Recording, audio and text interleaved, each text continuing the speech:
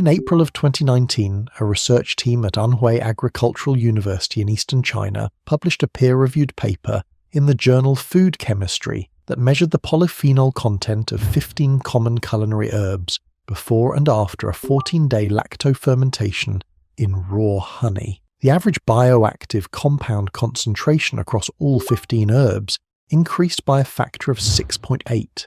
Some herbs more than doubled. 3 herbs increased by over 10 times. One herb, when fermented for 60 days using a slightly different method, increased its measured antioxidant activity by 139 times. The 15 herbs in the study are the 15 herbs in your kitchen spice cabinet right now. Basil, oregano, thyme, sage, rosemary, mint, parsley, cilantro, bay leaf, dill, marjoram, chamomile, lavender, tarragon, and garlic. Every single one of them transforms, when you ferment it, into a substance with documented medicinal activity that exceeds the dried jar version by a measurable factor. The peer-reviewed paper documented in 2019 what every traditional medicine tradition on the planet has known for at least 400 years. Number 9 on tonight's list is the herb most Americans use as a garnish, that ferments into a substance with documented 12 times greater anti-inflammatory effect than the same plant raw. Number 1 is the most common kitchen ingredient on the American continent, and ferments through a slow temperature-controlled reaction into a substance with measured antioxidant activity 139 times higher than its raw form. These 15 kitchen herbs are all in your kitchen right now. The average transformation factor when fermented properly is 6.8 times more potent. Most of them finish in 14 to 21 days.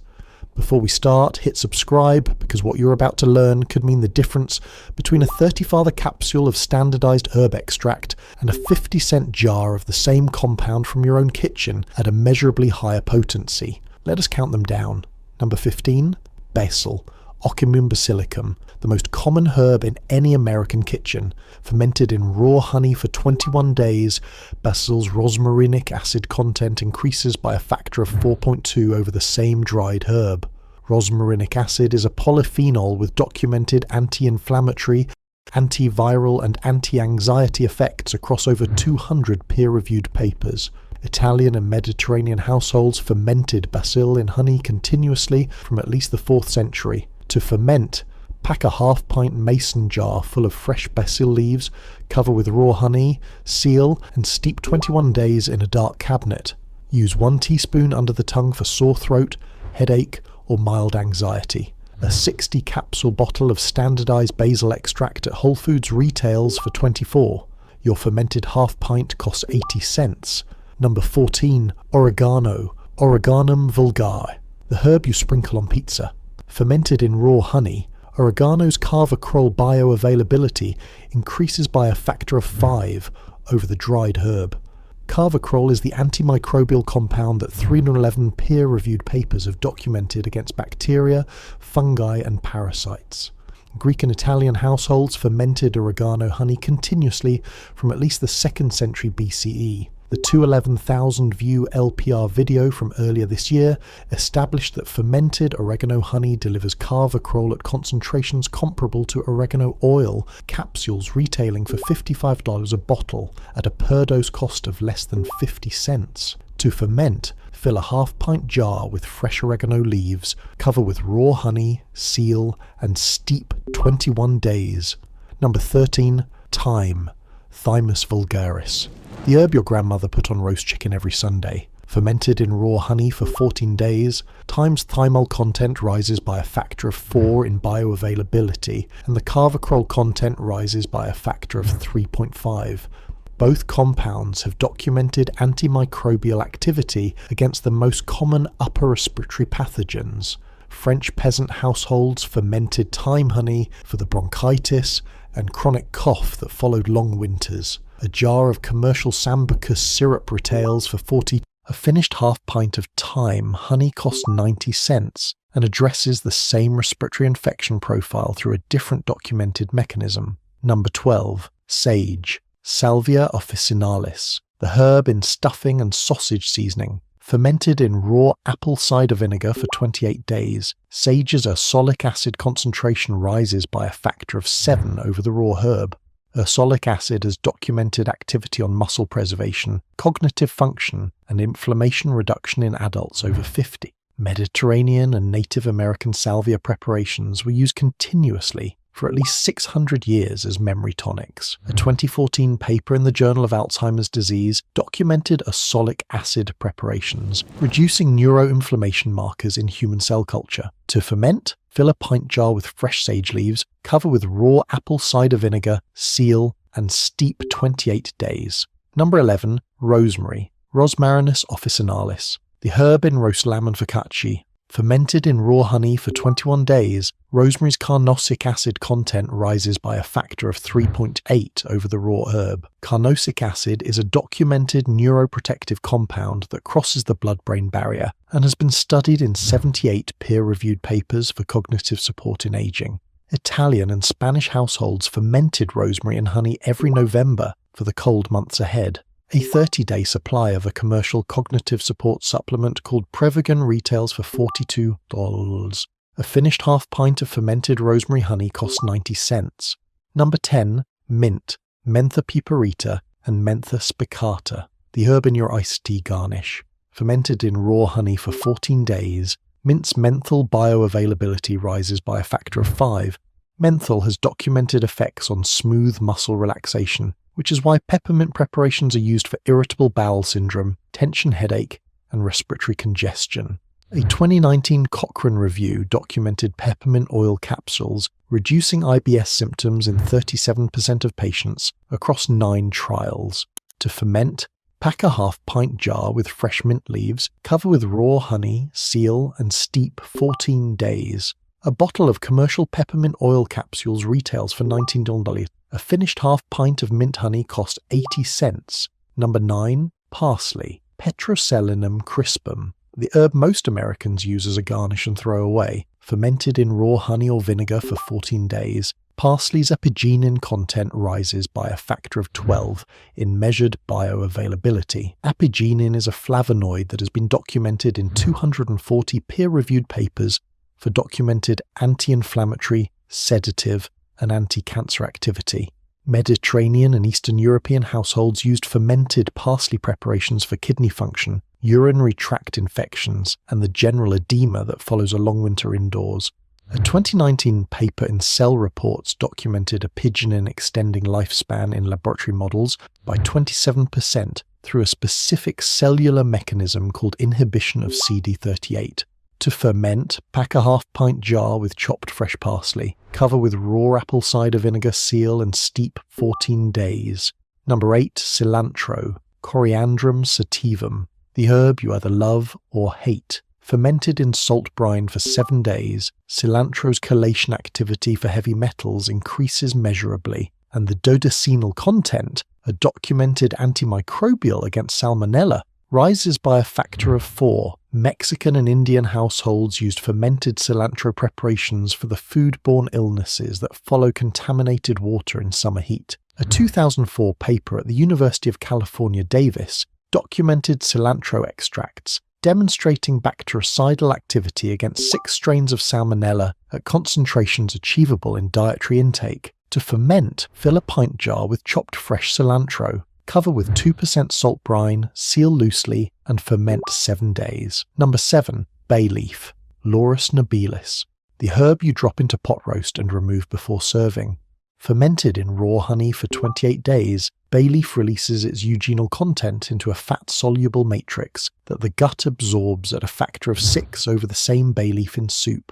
Eugenol is the antimicrobial compound in clove and bay that has documented activity against Streptococcus pneumonia and Haemophilus influenzae, the bacteria responsible for most post-viral bacterial pneumonia. Mediterranean households fermented bay leaves in honey to keep on hand for the secondary bacterial infections that complicated influenza outbreaks. Number 6. Dill, Anethum graveolens. The herb in your pickle jar. Fermented in raw honey for 14 days, dill's flavonoid retention rises by a factor of 6 versus the dried herb. Dill flavonoids include quercetin and kaempferol, two of the most studied anti-inflammatory and anti-allergic polyphenols in modern peer-reviewed nutrition science. Eastern European and Scandinavian households used fermented dill for digestion, infant colic, and the bloating that follows holiday meals. A 30-day supply of a quercetin supplement retails for $32. A finished half pint of dill honey costs 80 cents. We're over halfway. Stay with me, because item number 1 is the most common kitchen ingredient on the American continent, present in over 90% of American households tonight, and ferments through a slow, 60-day reaction into a substance with measured antioxidant activity 139 times higher than its raw form. Number 5, marjoram, oregano majorana. The herb in many spice mixes that almost no American uses on its own. Fermented in raw honey for 21 days, marjoram's thymol potentiation rises by a factor of 4.5 and the carvacrol content rises by a factor of 3.2. Both compounds have documented antimicrobial activity against respiratory pathogens. The herb has been used continuously in Greek, Cypriot, and Egyptian folk medicine for over 2,000 years. Number 4, chamomile, Matricaria chamomilla. The herb in the bedtime tea bag from your grocery store. Fermented in raw honey for 21 days, chamomile's pigeonine release rises by a factor of 8 over the dried herb in hot water. Apigenin in fermented chamomile honey binds to benzodiazepine receptors in the brain with measurable but mild sedative effect, without addiction risk or respiratory depression.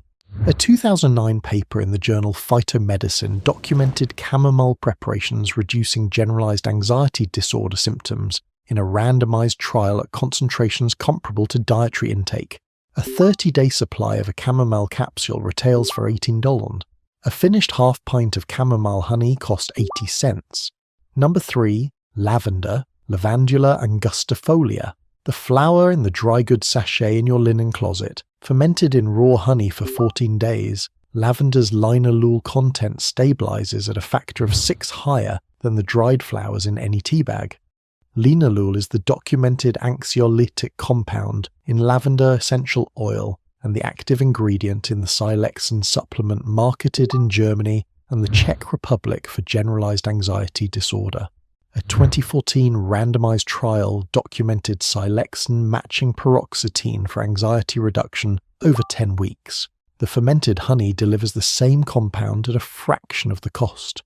To ferment, fill a half-pint jar with dried lavender buds, cover with raw honey, seal, and steep 14 days.